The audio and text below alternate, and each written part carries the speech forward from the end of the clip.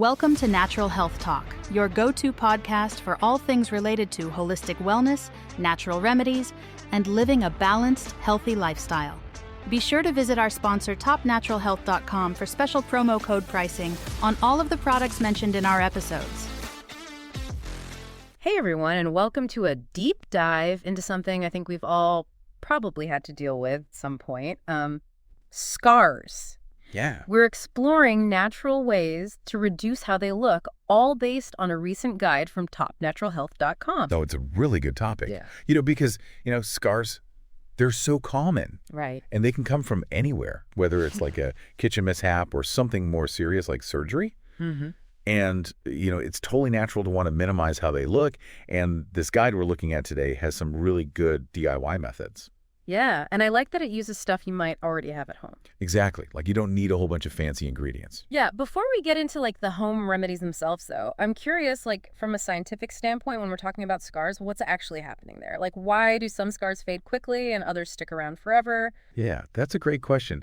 And it really comes down to understanding the different types of scars. Okay. Because just like you wouldn't use a hammer when you need a screwdriver. Yeah, right. You need the right approach for the type of scar you have. So let's break down these scar types. What are we working with here? Okay, so one of the most common types is a hypertrophic scar.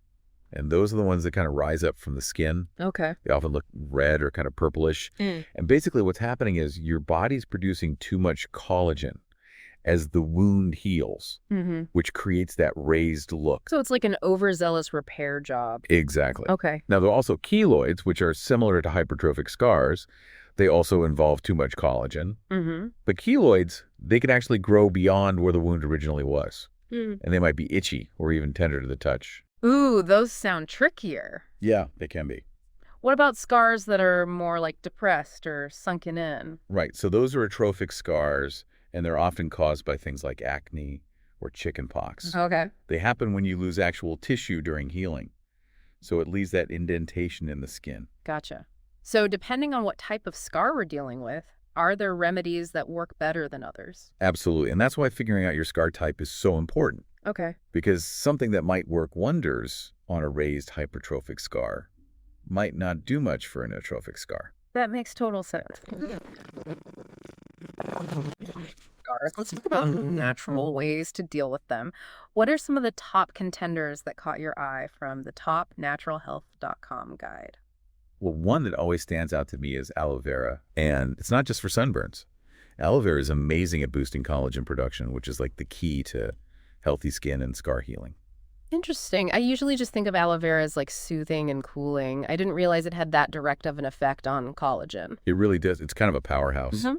Because on top of the collagen boost, it's super hydrating, which is so important for keeping the scar tissue soft and pliable while it's healing. And that can really help make the scar less noticeable as time goes on. So it's a multi-pronged approach to scar reduction. I'm into it. What else is in our natural remedy toolkit here? All right, so this one might sound a little surprising, but onion extract. Onion extract. Yes, onion extract. Okay, you're going to have to convince me on this one. I know it doesn't exactly scream skincare, Right. But hear me out. Onion extract has actually been clinically proven to reduce scar size, especially for those raised, thicker scars we talked about, like keloids. Okay. It works by basically telling those overachieving collagen cells to chill out. Oh. It actually inhibits the overproduction of collagen and reduces inflammation. So it's calming everything down. Exactly. And you don't even have to rub a raw onion on your skin. Oh, thank goodness. Right. I was picturing walking around with onion slices taped to my face. No. You can find onion extract in a bunch of over-the-counter scar gels and creams. Yeah. Much more convenient. Okay. That's good to know. So much better than the onion slices. So much better. Okay. What else is on our natural scar busting list today? So onion extract, duly noted. What other natural remedies are we looking at? Well, we talked about boosting collagen production. But what about protecting the collagen we've already got? Okay. That's where vitamin E comes in. Okay. It's a powerful antioxidant. Helps protect our skin cells from free radical damage. Okay, that makes sense. I know free radicals are bad news for skin in general, but I never really put that together with scars. Yeah, it's all connected. Free radicals, they can actually mess with your skin's natural healing process. Yeah. It even makes scars look worse over time. Oh, wow. But vitamin E, it's like a little bodyguard.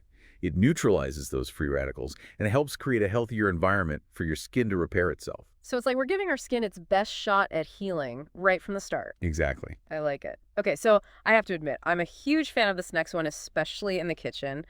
We're talking about coconut oil. Ah, yes. Is there anything this stuff can't do? Right. Coconut oil. It's like the ultimate multitasker. Yeah. And when it comes to scars, its secret weapon is how incredibly moisturizing it is. Okay. We're talking deep hydration here.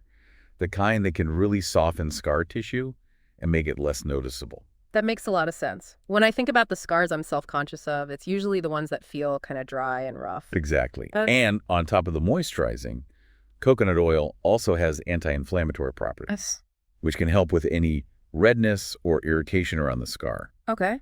And some people even find that it helps fade the look of scars over time, although we need more research to say for sure on that.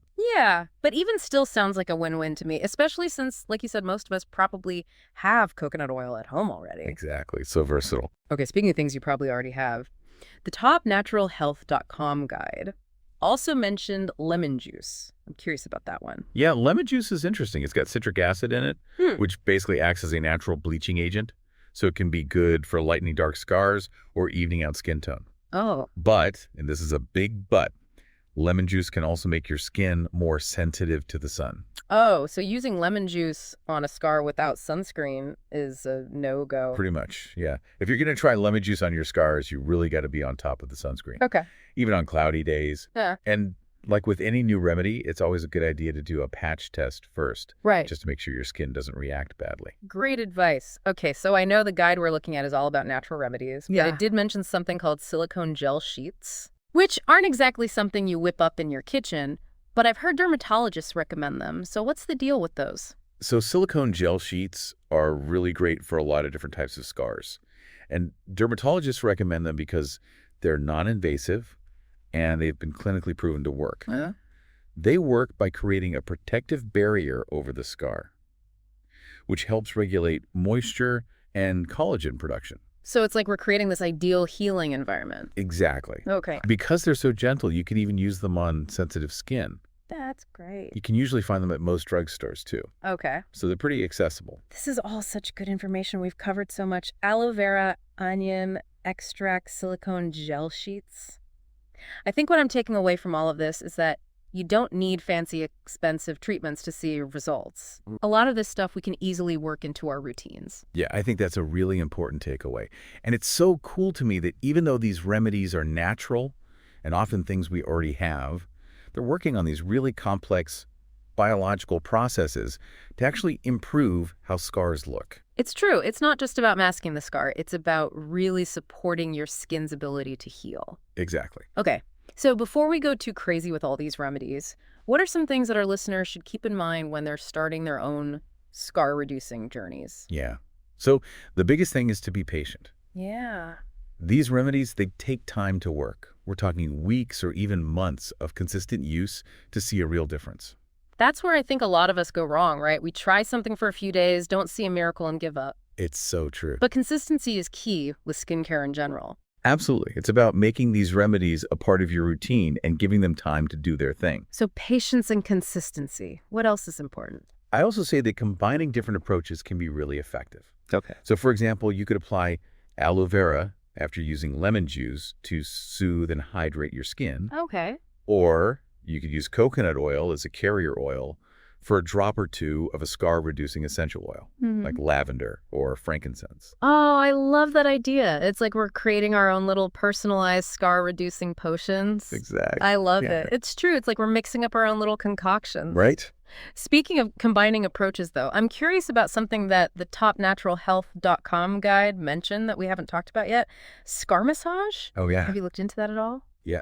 Scar massage is really interesting because it's like a more hands-on way to help break down scar tissue and encourage healing. Okay. And it can be a really powerful way to make the remedies we've been talking about even more effective. So it's like we're giving our skin a little extra help.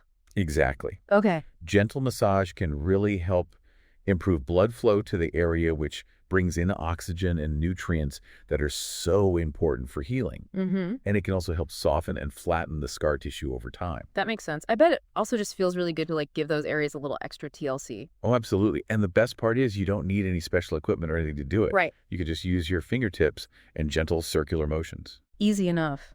This has been so helpful. We've learned about all these different types of scars, how they form, and like a whole bunch of natural ways to try to minimize how they look. And I think the most important thing is you don't have to just accept your scars the way they are. Right. There are things you could do to support your skin's own healing process and feel good about how you look. I love that. For our listeners who are ready to become like scar reduction experts themselves, I know topnaturalhealth.com has some great resources. They do. They break all this stuff down in a way that's super easy to understand. Yeah, they've done a really good job compiling the research and practical tips all in one place. Perfect. Well, this has been amazing. Thank you so much for sharing all your knowledge with us. My pleasure. And to all our listeners, thank you for joining us for this deep dive into the world of natural scar reduction.